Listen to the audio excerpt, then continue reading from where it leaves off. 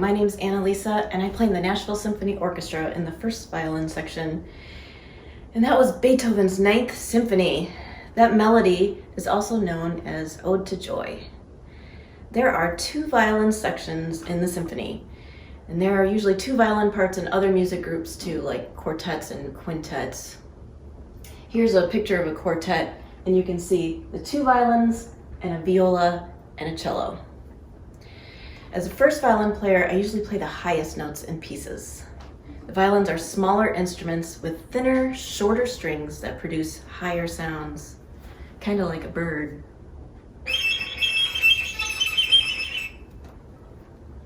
We sound different on our lowest string.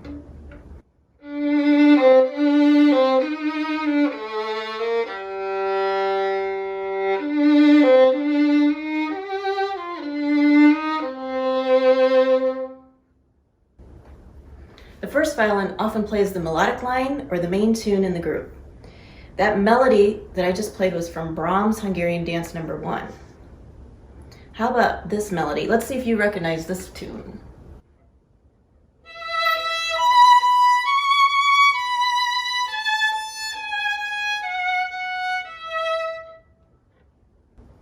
That was Twinkle Twinkle Little Star. I think the violin sounds really sweet sometimes rich and full, and it's always exciting. What do you think about the sound of the violin? Next, my colleague and friend Annaliese will talk more about being a violinist and playing second violin. Hi friends, I'm Annaliese Kowert, and I play second violin in the Nashville Symphony. I'm here to talk to you about my instrument, the violin. Now the violin is about 400 years old, but it has ancestors that are about 1,000 years old. By the time orchestras looked like the Nashville Symphony does, it looked like this. It's made out of a resonating box of wood called the body, a neck, a decorative scroll, and a bridge that holds up the strings E, A, D, and G. So it's the highest string instrument in the orchestra, and there are a whole bunch of us. We use the bow to pull sound out of the violin by creating friction with the hair, which pulls the string to produce a beautiful sound. The horsehair, which is what the hair is, it's horsetail hair, will pull the string and create tiny vibrations, which makes the singing sound. Oh, there are so many ways to play the violin. So legato, like I just did, beautiful and singing.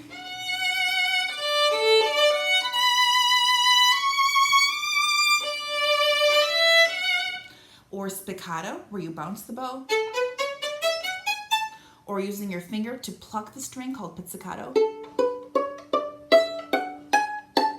Or touching your string or your finger to the string lightly in just the right mathematical spot makes a kind of hollow, spooky singing sound called a harmonic. And here in Nashville, sometimes we call the violin a fiddle, so we can kind of make the violin dance a little bit.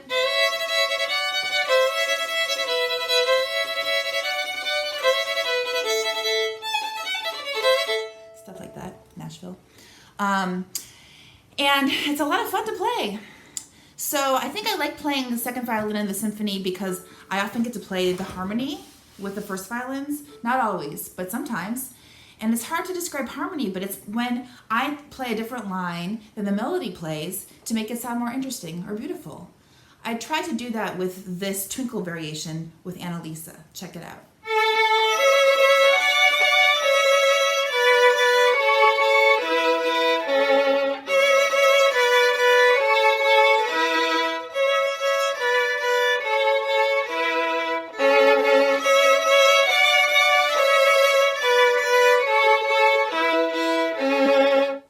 I'm Steve Drake. I'm a cellist in the Nashville Symphony, and I'd like to show you a little bit about the cello. It's a lot like the violin in that it's tuned in fifths. It has 4 strings. However, it's a lower instrument, so we play a lot more bass lines, although we play some melodies too. The big difference between this and a violin is that we have an end pin here to hold it off the ground, to hold it in our playing position. And while it's kind of big and it looks heavy, it's not actually heavy. It's actually completely hollow, and it's not nearly as heavy as you think it is. Most of the time we use a bow, but we can play pizzicato also.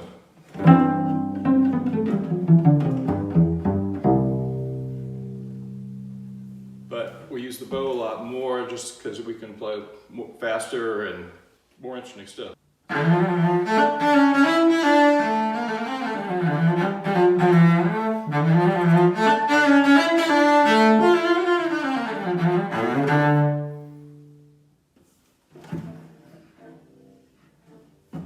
Hi, my name's Anthony Parce, and I'm a viola player in the Nashville Symphony. In my free time, I like to practice rock climbing. I really enjoy exploring in the kitchen. Yum. I like to work out. I like horsing around with my cat. And I love dancing with my girlfriend. And the instrument that I've chosen to play in the orchestra is the viola. Now, I love the viola because it's a master of different colors and sounds. It, of course, sounds higher than the cello, but lower than a violin. And I could make it sound like a violin if I wanted to.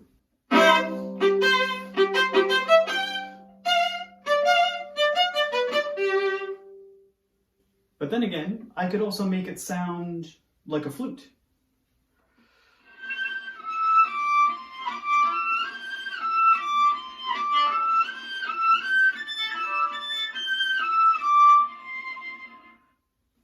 I could make it sound like a big jazz bass.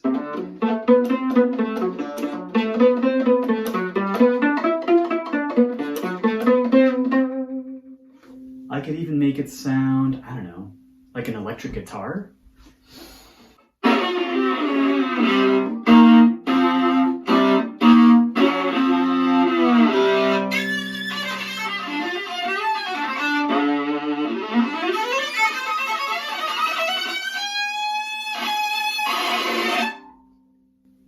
But what I love to make it sound like is a viola.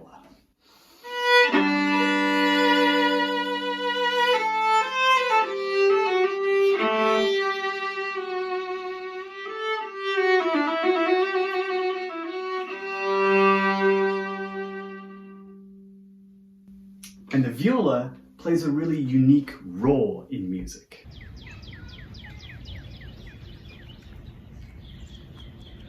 The viola is really less of a hero, more of a sidekick. On a football team, the viola wouldn't really be like a quarterback. It'd be more of like a defensive lineman. Hike! That means that the music that we often end up playing sounds a lot like...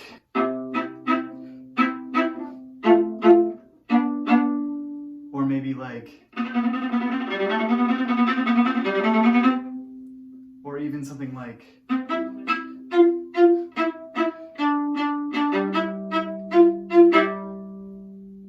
It's not exactly music that you would walk away singing or a melody that you would remember and get stuck in your head, but it's important to the music. It makes the music feel richer and fuller and more interesting. And when you can take those inner voices, those lines that are between the melodies, and make those really interesting and engaging, the whole piece comes alive. That's what I love doing. That's why I love playing viola. So keep on the lookout for those inner voices and see if you can appreciate how fun it is to play viola. Hi, my name is Matt, and I'm a musician in the Nashville Symphony Orchestra. In the orchestra, I play this big thing right here, known as the double bass. You might have heard of this instrument referred to as the string bass, the upright bass, or sometimes just the bass, but they all mean the same thing, which is this instrument right here.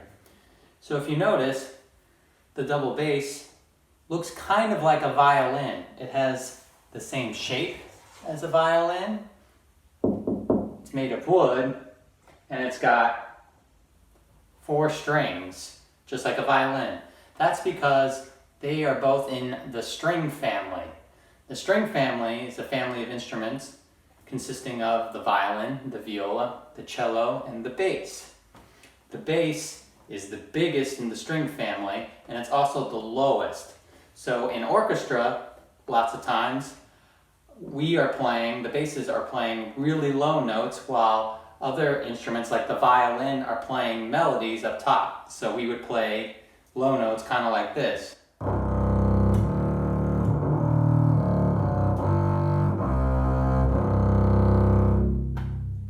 Now you can play the bass with the bow like I just did, where you take the hair from the bow and draw it across the strings.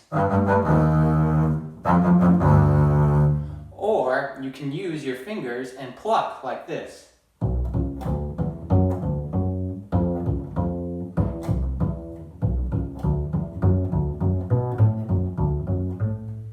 Now, just because the bass oftentimes plays low notes doesn't mean we can't play a melody. So here I'm going to play a quick melody for you by Beethoven known as Ode to Joy.